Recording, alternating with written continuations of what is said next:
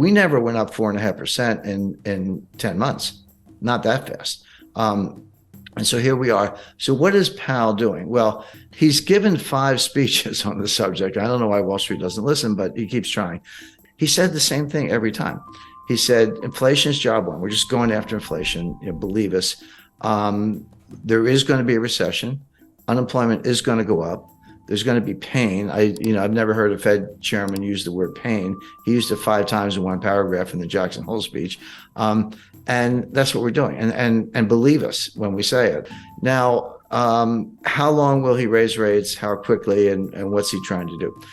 Powell is trying to get to something that he calls the terminal rate. But the definition of the terminal rate is it's a rate that's high enough to cause inflation to come down on its own without further hikes.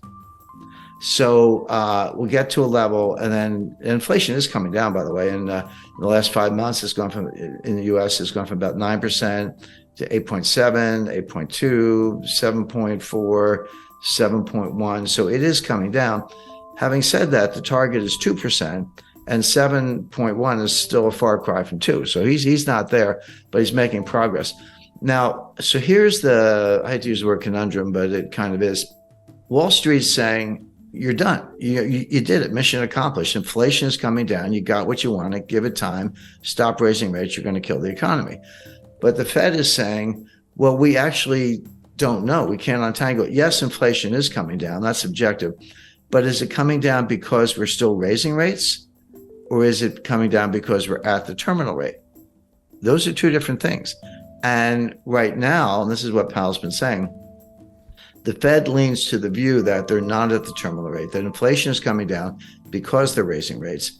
They have not achieved the terminal rate.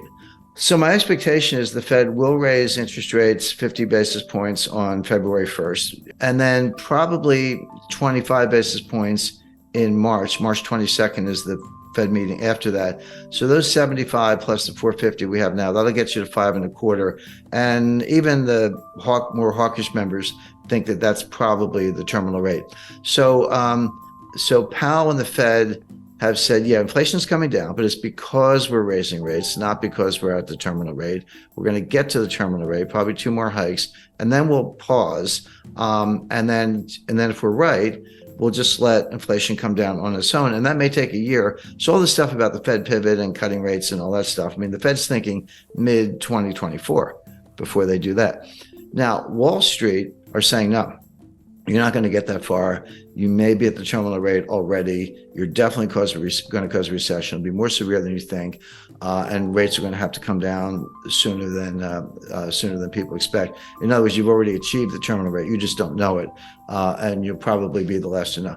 So with Wall Street, with the cheerleaders, sending that message, but with some serious market indicators, including yield curves, sending that message, why is Powell sticking to the game plan as I described it? And the answer goes back to 1980, believe it or not, and what's called the Volcker mistake. People forget that there was a recession in 1980. It was sharp but quick. It was over very quickly. It had nothing to do with monetary policy. The Carter administration issued some dopey regulation on a ceiling on credit card interest rates. And the industry said, fine, we're just not going to lend anybody any money. The economy fell instantly, kind of like a smaller version of what happened in 2020 with the pandemic panic. And then they said, oh, sorry, just kidding. And then they took the ceiling off, and then things got back to normal. Now, this was a time when farmers around the country were driving front loaders and tractors to Washington, and they were circling the Fed building. And one guy drove his tractor up the steps of the Fed, and Volcker was being burned in effigy. That all happened. So it was a little bit of pressure. And of course, Congress was up in arms and the White House was up in arms. So Volcker, not quite panicked, but he cut interest rates 7 percentage points, not 0.7, 7 full percentage points to deal with the recession, which, number one, was unnecessary because the recession was caused by a policy blunder from the White House, which was quickly corrected. And number two, he had not won the fight against inflation. Well, after he cut rates and we came out of that very quick sort of snap recession, inflation got even worse. And that's when Volcker had to raise rates to 20%. And Volcker, in hindsight, and he said this in his last book just before he died, he said we shouldn't have done that. We should have stuck to our inflation mission. So now Powell, remember, Powell's not an economist, he's a lawyer, so he kind of thinks like a lawyer. I can relate to that, looking at both sides. Powell does not want to be that guy. He does not want to be the guy who balks early and cuts rates, the famous Wall Street pivot, before the battle against inflation is won, because the outcome could be exactly what Volcker experienced, which is inflation wasn't done, doesn't go away, comes back stronger, and then you do have to destroy the economy, as we did in 1981-82. That was the worst recession. That was far worse than the little one in 1980. That was the worst since the Great Depression. We've managed to break that record several times since then, but at the time that was horrific. But Volcker and others have said that was a blunder. He never should have done it. So Powell does not want to give up the rate hikes too early because he does not want to repeat the Volcker mistake. He does not want to be that guy. And that's what's driving him, even as Wall Street screams, you're already there. So the question is, that's the lay of the land. There's the two competing sides. How does this play out? In my view, Powell probably is there. He probably is at something like a terminal rate. He probably doesn't have to raise interest rates anymore. He doesn't believe that himself. His models tell him otherwise because they're relying on the Phillips curve, which is junk science. I mean, the last time I looked at a Phillips curve, it was flat. At least where I went to school, curve was curved. This thing is flat. There is no correlation between unemployment and inflation. There just isn't. But the Fed thinks there is. So I always tell people, don't. If you want to forecast Fed policy and understand the Fed, don't think like a rational person. You have to think like the Fed. You have to get inside their heads or else you're going to get it wrong. So they're looking at unemployment, which is the lowest. The unemployment rate is the lowest since 1969. Well, if you believe in the Phillips curve, then that's a sure sign of inflation. As I say, even though it's coming down, it's still pretty high. So they think they have to keep fighting this fight. But here's what they're missing. Here's where it all falls down. Yeah, inflation as measured, CPI, PPI, personal consumption expenditure, core, non-core, year over year. There are like 20 different ways to measure it. It is coming down, but there are two sources of inflation. And it's going to sound obvious, but you got to separate them: the supply side and the demand side. They both result in price increases, but they have completely different dynamics. Supply side inflation is what we're seeing. It's what we saw in 1974 with the Arab oil embargo during the Arab-Israeli war when they cut us off from oil, and you had to line up for gasoline. I lived through that. Bare shelves, and you couldn't get certain things. It wasn't that every supermarket shelf was bare the way it was in East Germany in the 1950s, but something was always missing, and that's still the case today.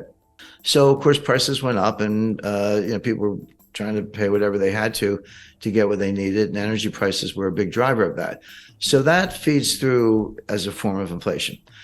The other kind of inflation is from the demand side. So the supply side is called a cost push. Costs go up and they push it onto the consumers. The other kind is from the demand side. It's called demand pull. And basically consumers have a change in mentality. They're worried about inflation. They would say, hey, I was thinking about buying a refrigerator. Gee, I better go buy it today because if I wait for 6 months, the price is going to go up.